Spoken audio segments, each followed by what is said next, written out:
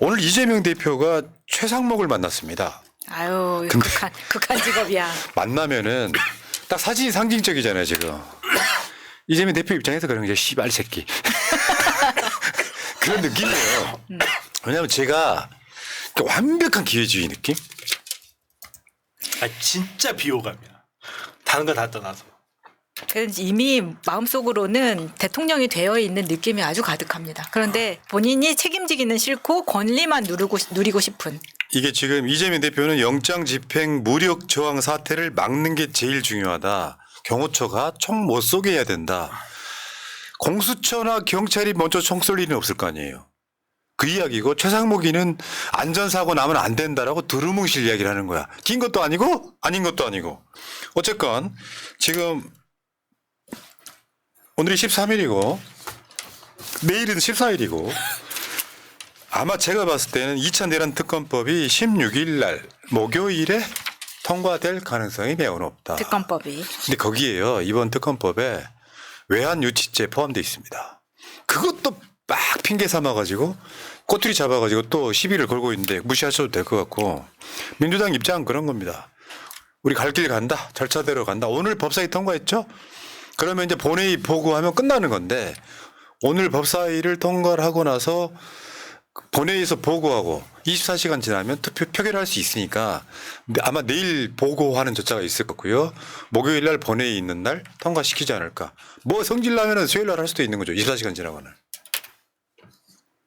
자, 헌법재판소로 한번 가볼까요? 헌재 일정 한번 보겠습니다. 지금 헌재 일정은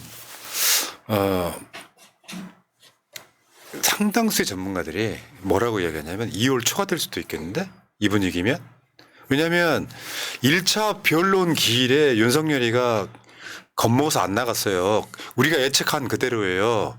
뭐냐 헌법재판소 나가서 체포될까 봐 못 나가는 거예요. 근데 사실 저 14일 날 화요일 날 1차 변론 기일에 나갔어야 돼요. 이렇게 되면 굉장히 속도가 빨라질 가능성이 높고 정답은 탄핵 인용으로 간단 말이에요. 본인이 지금 자초하고 있는 거죠. 근데 이 변론 기일이라는 게 화요일, 목요일 이렇게 맞춰가지고 가고 있는 상황에서 지금 가장 빨리 보시는 게 2월 4일이라는 2월 초. 2월 4일 날 정도에 탄핵이 인용되면 있잖아요. 4월 달, 4월 2일 날 보궐선거랑 같이 선거할 수도 있어. 아까 그 장현우 후보처럼.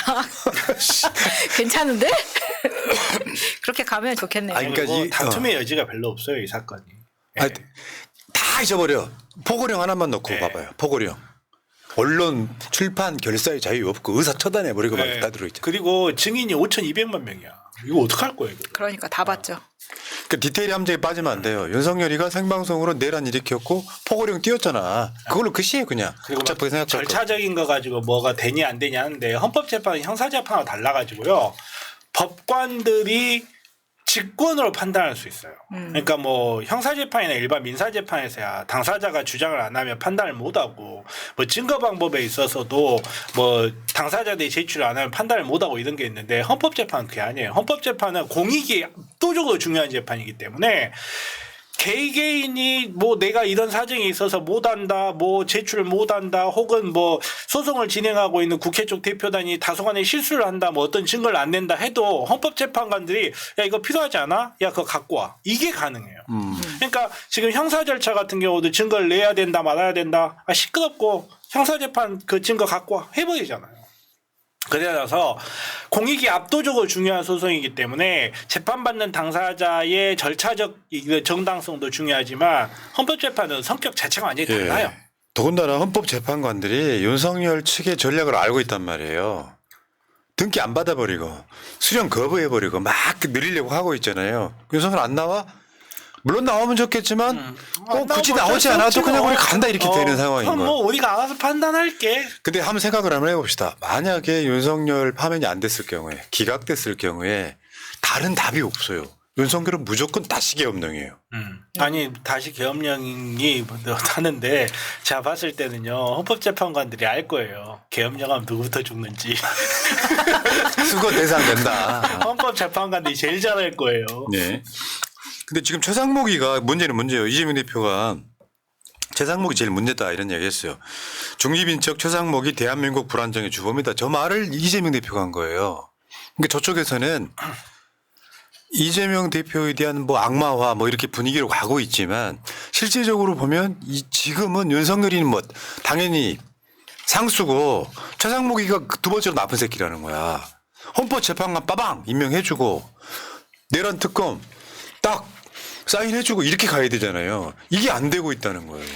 결국은 공범이라 그래요. 공범이라. 맞아요. 내란에 동조하고 있는 모습을 보여주고 있는 겁니다. 결국은 공범이라 그러는 그리고 거고. 이 사태가 빨리 끝나지 않아야 본인이 지금 그렇죠. 누리고 있는 대통령 계속 놀이를 우리 계속 하루라도 하고 더 있는 하지. 거예요.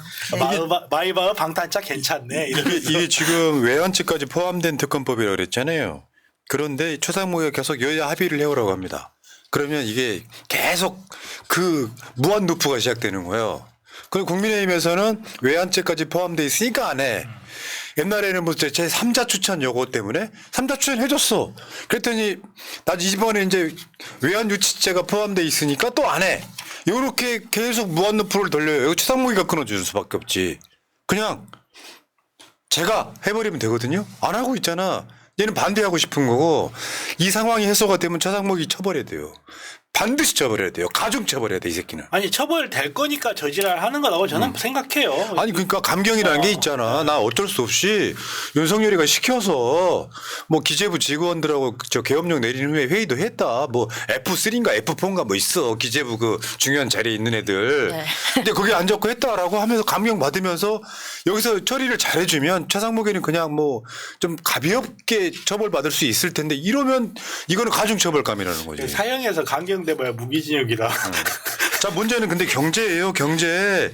신용카드 대란 때 그래프 한번 보여줘봐요. 2003년보다 지금 소비 판매 지수 증감률 추이가 이런 거예요. 국민 지갑이 꽉 닫혀 있습니다. 저걸 어느 날 풀려요? 안 풀리죠. 갑자기 풀릴 리가 없죠. 이것도 악순환의 무한 루프야. 저게 지금 20년 만에 온 거잖아요. 20년 만에 온 이유가 2003년에 무슨 일이 있었냐면 그때 당시에 신용카드를 그냥 길에서 이벤트식으로 다 발급해 줄 때였었거든요. 맞아, 그런 시절이 있었죠. 그래서 찍어줬었어요, 길에서. 아무나 그리고 미성년자까지도 다 발급해줘서 흥청망청 사람들이 쓸 때였어요. 지금 생각하면 정말 상상도 할 수 없는 일인데 그래서 사람들이 연체가 갑자기 한 사람당 막 200% 300%씩 막 늘어나서 그걸 못 갚을 상황이었었거든요. 그때의 수준하고 지금 수준이 비슷해져 가고 있다는 거예요. 깨놓고 추경호든 최상목이든 기재부 장관 하면서 나라 경제 다 망치는 애들이거든. 맞아요. 최상목이 무슨 짓 했어요. 중국은 끝났다. 지가 먼저 끝났어. 근데 이 과정에서 윤석열이가 연봉을 매달 와 2억 연봉이요. 2억 6,258만 원이고요. 여기 12개월이니까 매달 2,183만 원 받습니다. 이걸 지가 또 셀프로 올렸어요. 기재부가 올린 거겠지만 3.0% 올렸단 말이에요. 나 이게 되게 분노스럽더라고 이런 게. 지금 일을 안 하고 있잖아요. 근데 우리 법상 대통령이 일을 안 할 거라는 상상을 해본 적이 없는 거지. 그래서 관련 법이 없기 때문에 지금 이 사태가 일어나는 겁니다. 아니 앞으로 지금 이진숙이도 월급 따박따박 받고 있는 거 아니에요. 일 안 하면서. 법을 바꿔야 돼. 탄핵을 당하면 직무정지가 되면 월급 안 주는 걸로 아까워 죽겠어 이게. 그렇죠. 만약에 탄핵이 기각되면 그 기간에 뭐 한꺼번에 준다든지 이런 식으로 바꿔야지. 그러니까 물론 이제 그 부적절하게 법적 판단이 끝나지 않은 상태에서 불이익을 줄 수 없다 뭐 이런 정신이긴 하지만 온 국민이 불이익을 받고 있잖아 지금. 그래서 지금은 법 때문에 이런 식으로 월급을 받고는 있지만 이건 나중에 뺏는 법을 만들면 되는 거잖아요. 네. 그래서 윤석열이 이렇게 받고 있는 건 뺏어야 됩니다. 네. 그다음에 이번에 어제 나온 것 중에 김용현이가 퇴직급여 신청했다. 계엄 내리고 일주일 후에. 난 이게 되게 신기해. 알뜰한 분들이야. 그 정신에 좀 이런 건 좀 우리가 배워야 된다고 생각해요. 저도 정말 배워야 된다고 생각했고 이렇게 꼼꼼하게 이것도 그 상황이 벌어지고 있는 상황에서 이걸 챙겨야 된다고 생각을 한 거잖아요. 생각 한번 해봐요. 나 이번에 들어가면 못 나올 것 같으니까 신청하고 들어가자. 이런 거 아니야. 그리고 김용현 입장에서도 뭐 본인의 재산이 지금 얼마 정도 되는지는 모르겠지만 아시다시피 이런 사건의 변호사 수임료는 그냥 억 단위가 넘어가는 거잖아요. 이거 어떻게 지금 하겠습니까? 변호사들 보면 근데 군인연금 받는 건데요. 월 500만 원씩. 왜 여러분 그저 연금 복권이라고 있어요. 연금 복권 나 똑같은 거야. 있죠. 나 그거 너무 부럽더라. 올 500만 원씩 매달 따박따박. 따박. 뭐 이런 애들이 무슨 뭐저 건물 없겠어요. 뭐가 없겠어요. 김영현이. 근데 그 상황에도 왜 이번에 지금 뭐 유죄 확정되고 어떤 식으로 하면 저거 날아갈 수 있거든요. 연금. 날아갈 수 있죠. 그리고 이분들은 어차피 돈 쓸 일 없어요. 돈 못 쓰세요. 앞으로. 어차피. 자, 일반퇴직 명시했다고 추미애 의원 이야기하셨고요. 형벌 사항 등의 기재 항목에 없음으로 표시했다. 이게 말이 되냐고. 일반 퇴직입니까 지금이? 아니, 그러니까 지금까지는 없었으니까 뭐 없으면 썼겠죠. 인정해 주자고요. 어차피 쓸 일 없는 분들이라니까. 아, 정변이 너무 개그 코드로 간다. 아니 개그. 난 이게 분노스러운데 아니, 지금 그게 웃고 있어. 아니고 이게 저는- 지금 웃고 있을 때냐? 저는 솔직히 즐거워요. 저는. 야, 아니 맞는 말이지. 왜냐면 아직 돈이 나간 게 아니고 아. 어차피 취소시키면 이 사람은 아니 연금 그런 못 것도 받을 있고 거고. 생각해 보세요. 정말 이렇게 물론 이제 불행한 사건이 있어가지고 결국 이렇게 됐지만 얘네가 아직도 국방부 장관에 있다고 생각을 한번 해보세요. 그 아무나던 날들 한번 생각해 보라고요. 인정. 그리고 또 있어. 김건희는 역시 언터처블이었어. 김건희의 그 마음 사업 있잖아요. 마음 투자 사업. 검증 없이 지금 수백억 투입할 판이라는 경향신문의 단독이 있습니다. 뭐냐면 저거를 사업 검증을 해야 되는데 저걸 건드리지를 못하는 거예요. 예타도 면제되는 상황으로 가버리는 거예요.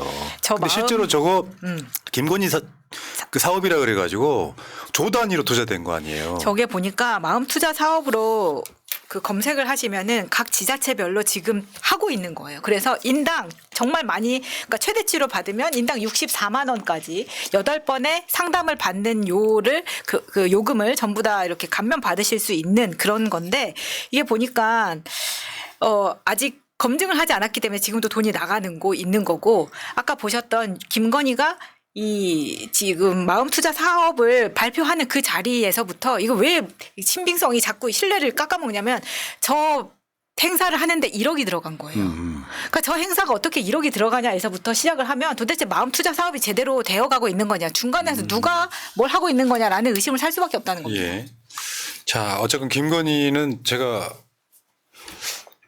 윤석열만 체포하는 순간 탄핵이 되고 나면 김건희 터는 시간이 훨씬 많아질 거예요. 그렇죠. 훨씬 많아지죠. 주가 조작부터 다시 한번 실세팅 하겠지. 그때는 아주 그냥 꼭꼭 씹을 거예요. 아마 아. 꼭꼭 씹을 거고. 뭐 김건희는 이렇게 말했지만 김건희는 지금까지 어마어마한 죄명들이 차곡차곡 쌓여 있는데 맨 앞에 내란이 쌓여 있는데 밑에 있는 범죄들 다 자범이 돼 버렸어. 자, 알겠습니다. 진짜 뻔뻔한 세력이다 이런 생각이 들었고요. 이 주제는 여기까지.